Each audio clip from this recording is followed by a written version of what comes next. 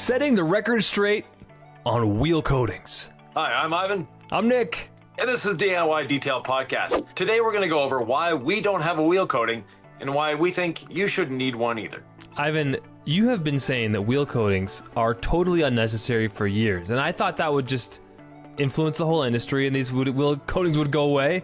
But it seems like every time I turn around, someone and reputable brands are releasing wheel coating after wheel coating. It seems to be such an easy way to market toward detailers, but you have always said it's unnecessary, and you felt so strongly about this, you wanted to do a whole podcast about it. A lot of reputable brands have wheel coatings, but do they need a wheel coating? And a lot of them are just going after peer pressure or customers saying, we want a wheel coating, we want a wheel coating, we want a wheel coating, instead of taking the time to explain to the customer why you don't need a wheel coating. So we're going to take the time to explain to you why we don't need a wheel coating and why you don't need a wheel coating as a detailer and as an enthusiast. Let's talk about ceramic coatings, what they do, and what the appeal of a wheel ceramic coating is, right? This is a ceramic coating specifically for essentially the faces of your rims and inside the barrels. Yeah. So basically how people market a wheel coating is saying that it can stand up to higher temperatures. That's the first thing they do. Then they talk about chemicals. Then they talk about the harsh environment of a wheel. Your wheel, if it gets hot enough to melt a coating, you don't have a tire left. The chemicals, everyone sells their coating on how chemically resistant it is. Why wouldn't it resist to the chemicals on the wheels? And as far as the harsh environment goes, the fender right behind the wheel is a much harsher environment than the wheel itself. So let's break these down. First of all, temperature. Every good coating on the market will tell you that it will resist at least 800 degrees. Most say 1200, some say 1600 degrees Fahrenheit. Your tire starts melting at 400 degrees. So if your wheel is at 800 degrees or 1200 degrees or 1600 degrees, a long time ago, your tire disappeared. So that excessive heat, concentration or rating, not exactly, something you actually need. Because again, most tires will start melting in somewhere between 365 and 400 degrees. And they'll start exploding somewhere around 700 degrees. So your 800 degree wheel coating is not going to do anything more for you than your paint coating. And another thing is, on a wheel, what are we treating? We are treating clear coat. Whether it's powder coating or clear coating, it's basically the same thing. It's plastic. We're treating the plastic coating on top of the metal. Now, if you're old school and you actually have chrome wheels or you actually have polished aluminum wheels, then you're going to use our metal coating. And it's not because it's a wheel coating, because those are raw metals. But your typical factory wheel today, whether it's from the factory or aftermarket, has some form of plastic coating over the metal, be it clear coat, be it paint, or be it powder coating. And that's what we're actually treating. Yeah, how would a beginner detailer, because I used to be one, you're in a fake it till you make it kind of mindset, and hopefully you're getting newer cars where you don't have a lot of variables, but maybe someone says, hey, I have powder coated wheels. What would you do for that? And you don't even know what powder coating necessarily is. Like, what is powder coating? So powder coating is just a different way of applying paint. Most paint goes on as a liquid, it's sprayed on, and there's solvents that evaporate. Powder coating uses static electricity and heat to bond the coating. To bond the paint. What happens is it's actually sprayed on as a powder, and your gun has one charge and your piece has another charge, negative and positive. They attract each other.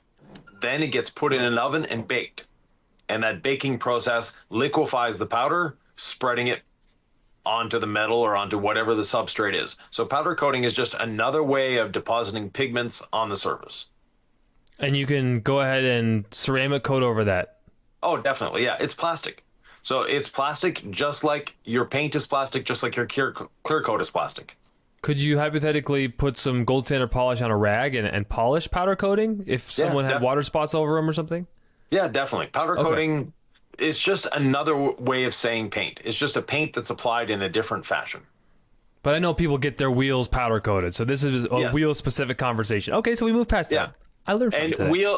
Powder coating is actually a little more resilient than traditional clear coat or paint when it comes to standing up to abrasion and things like that. So. Yeah.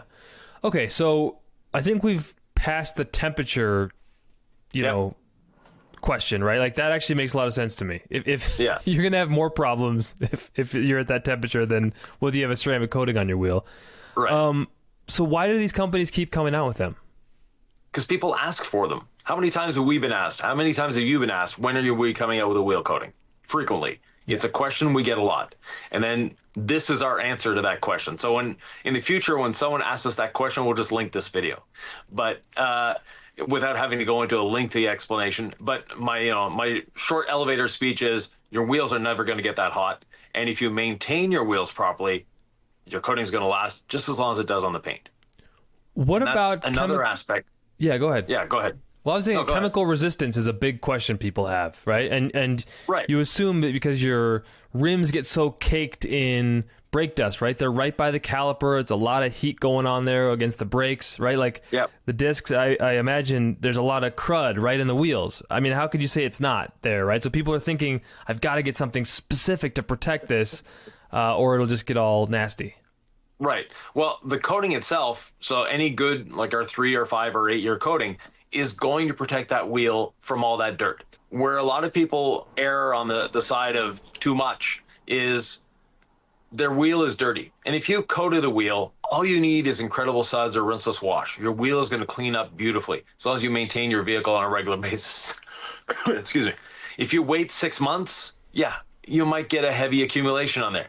But if you're into detailing and this is your hobby or this is your job, there's a good chance you're cleaning your vehicle at least every 2 weeks. So you don't need those harsh chemicals. Now, every coating that's a respectable paint coating will say that it can withstand from a pH of 2 to a pH of 13.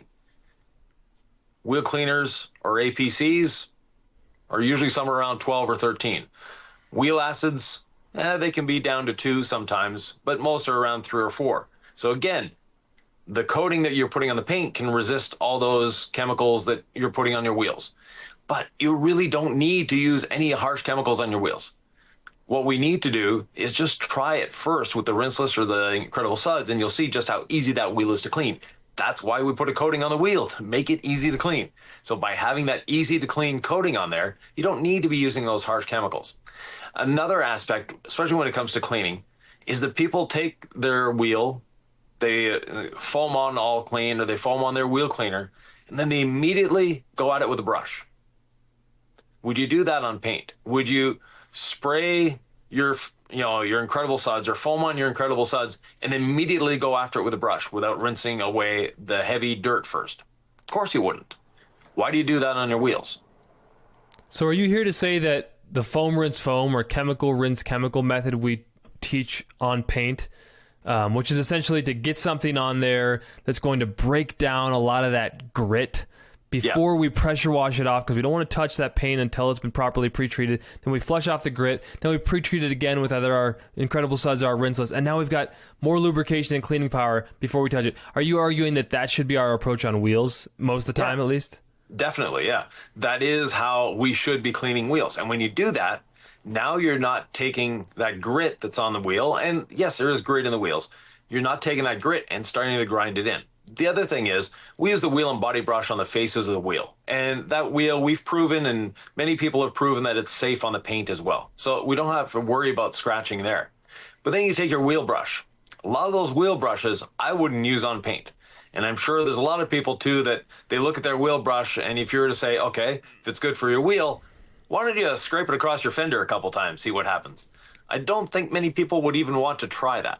And yes, there are some wheel cleaning solutions or wheel cleaning brushes that are safe on paint, but most of them are not.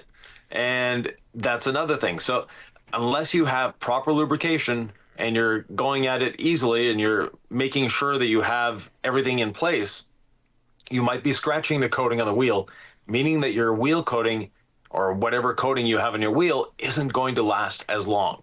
And people don't think of that. They just, I'm cleaning a wheel. It's a harsh environment. I'm going to use harsh chemicals. Again, if you maintain it regularly, you won't need to use harsh chemicals and you won't need to use harsh brushes. You can get in there with a microfiber and clean it. I would argue, even though if it's just in my head, that the one thing I notice if I'm keeping up on my vehicle or if I'm negligent with it it's that the wheels are either easier or harder to clean. Like if I keep up on my car, washing it once every week or two versus once every couple, 3 months, the wheels clean up so much easier, which I find to be a real joy. Yeah, exactly. If you're cleaning your vehicle every 2 weeks or every, even once a month, the wheels are not going to get that dirty unless you're driving a very high performance German car with the old style brakes, not the new ceramic, because the new carbon ceramic brakes, they don't create brake dust or very little of it.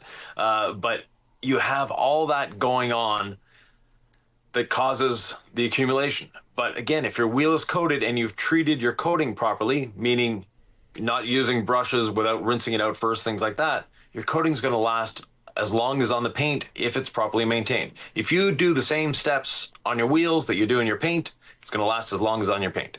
I never thought of poor quality brushes or poorly cleaned brushes causing excess abrasion from lackadaisical wheel cleaning undermining the longevity of the wheel coating before, because that could very well be something that's happened to me in the past, and I'm like, oh, is that wheel coating lasting? And okay, so that makes sense to me as well. I'm learning stuff. What about this idea that it's a unique environment, let's create something like ultra durable or unique for the wheel substrate? Or there's got to be that mentality on detailers where I still want something that's specifically designed for the wheel. I mean, could that be hypothetically a more uniquely suited formulation for just the wheel? So I've been in coatings for a long time. I've developed many coatings, and up till this point, I haven't seen a formulation that is quote unquote dedicated for wheels that does any better than a paint coating on a wheel. So until that technology exists, until there's a breakthrough in technology, no. Today's world, that technology doesn't exist yet. There are industrial coatings that are very, very resilient and very hard and all of that, but they're not applied in the same way. They're sprayed on, they're sprayed on like a paint or like a clear coat. So it's not something that's accessible to everyone. But a standard hand-applied, wipe on, wipe off type coating like the DIY coatings or the C6 coatings, no, there isn't anything there yet in technology. I'm not saying that there never will be. There hopefully will be one day. But for right now, that doesn't exist. So basically the coating that's on your paint, the environment of your wheel is not really as harsh as you think it is. Because think of it, going down the road, the only thing that's harsh on that wheel is brake dust and the fact that, you have hot and cold cycles. Look at the fender right behind the wheel. Now, it's getting spray from the road. It's also getting that hot brake dust. It's not getting the heat, though, but it's getting that hot brake dust. It's getting the spray from the road, and it's getting all these things thrown at it. If you're driving through the winter, it's getting snow on there. It's getting salt. It's getting all sorts of things being thrown on that fender or the bumper right behind the wheel. Front or back wheel. And if it's a rear-wheel drive car and you're an enthusiast during the summer, you might be getting some rubber being thrown up there on there as well. So that environment is actually harsher than the wheel itself. Now, one thing that people do not consider, though, and this is something that has exasperated me for years, is that wheels get mineral accumulation on them like crazy. You're driving down the road, and even if you're never driving through salt. Now, if you're driving through salt, it's a given you're going to get mineral accumulation on the bottom parts of your car, and your coating is going to need water spot remover to eventually remove those minerals. Then, oh, wow, the beading is back. Right. On your wheels, it's the same thing, but it's even accelerated or exaggerated because now your wheels are going through that hot and cold cycle. And the hot and cold cycle is what causes the minerals to bond a little better because you're going down the road, you go through a puddle. There's spray that goes up on your wheel's a little warmer, it dries there quickly. And on the road, there's sand mixed in, there's all sorts of things mixed in to that water. So when you're going through that puddle or when you're just driving down the highway, your wheels get wet. Well, your wheels dry off quicker. And when they're drying off quicker, the minerals that are in that water are now accumulating on the surface. So you might have a wheel coating on your car or a coating on your wheels and think that, yeah, but it's not beading anymore. They died. Have you tried water spot remover on them? There's a good chance you just have basically one huge water spot covering your wheels. We got to rename water spot remover to coating rejuvenating spray or something because I feel like there's so many people who don't know that this works. And we've made so many videos, and I feel like the people who follow us, thank you to our subscribers. And by the way, please subscribe if you find value in this video. We're trying to do a unique thing here. We're just focusing on education. We have new podcasts every Friday. If you know, you know. But if you're new, thank you for being here. Please subscribe. It would mean the world to us. But a lot of detailers out there who literally do this for a living. They work in shops. They have their own business. I've talked to, they don't know about water spot remover and how it can really bring life back by removing minerals to our coated surfaces. Exactly. And then, the final thing that will degrade a coating on wheels is fracturing. And fracturing is something that happens with a lot of coatings. Now, coating technology has evolved over the last 30 years.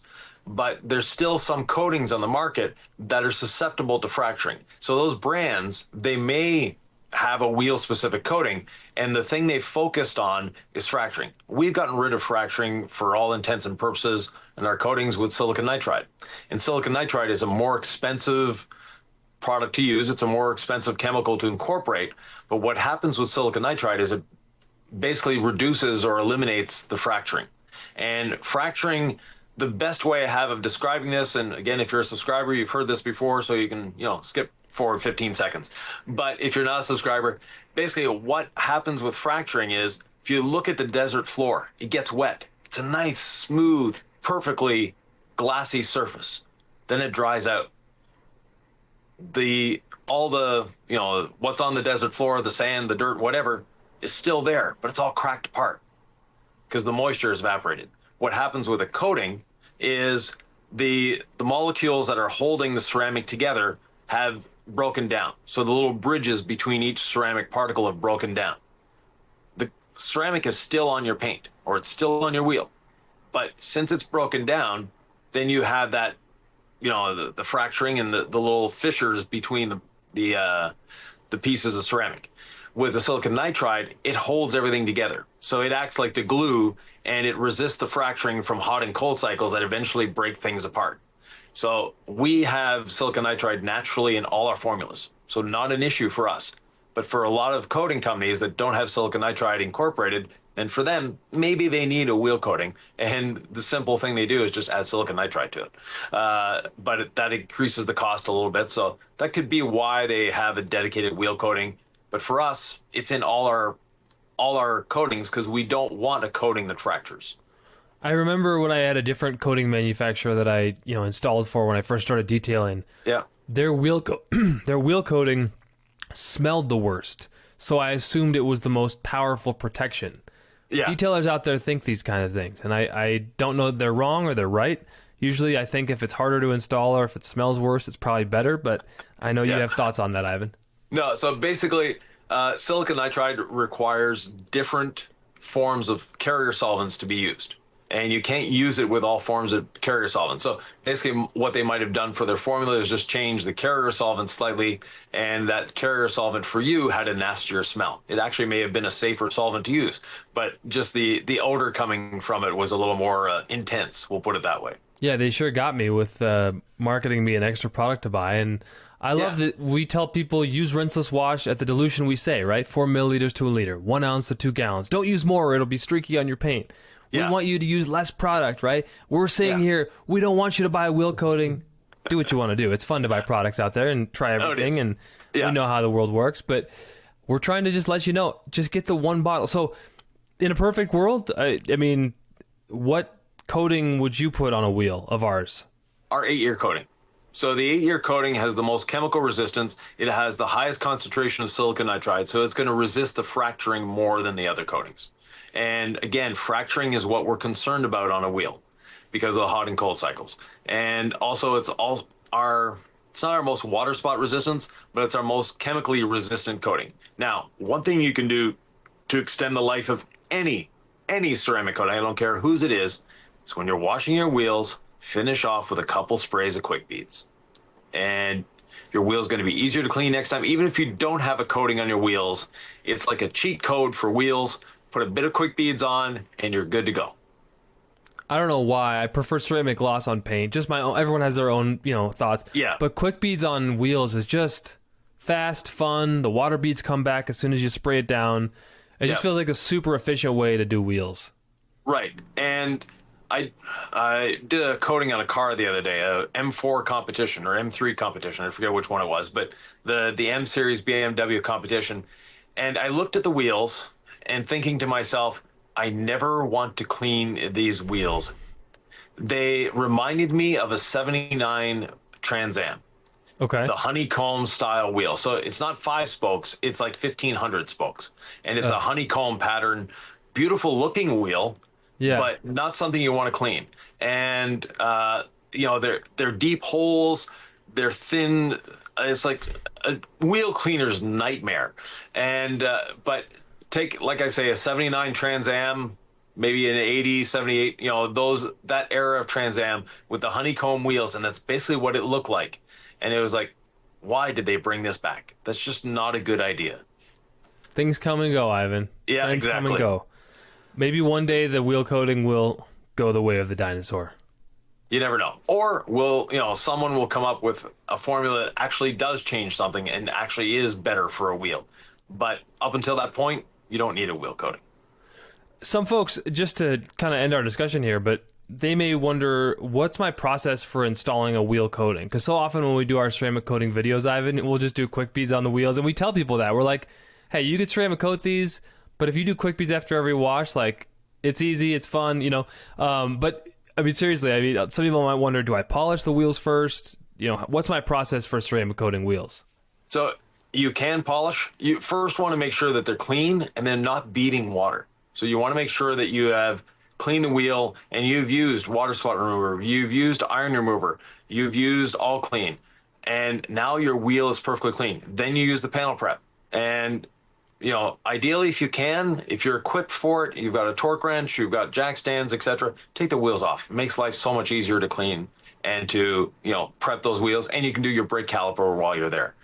But that being said, you just need the wheel to be really clean. If you want to get in there and polish the wheel, by all means, have fun. If it's a matte wheel, you don't want to polish it.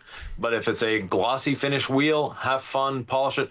Luckily, a lot of wheels on the road are silver, and silver really doesn't show scratching too much. So, think of coating your wheels as this is going to help my maintenance. Yes. Not that I'm going to make them super glossy. If you want to spend the time to do so, if you've got a nice standard 5-spoke wheel, it's easy to do.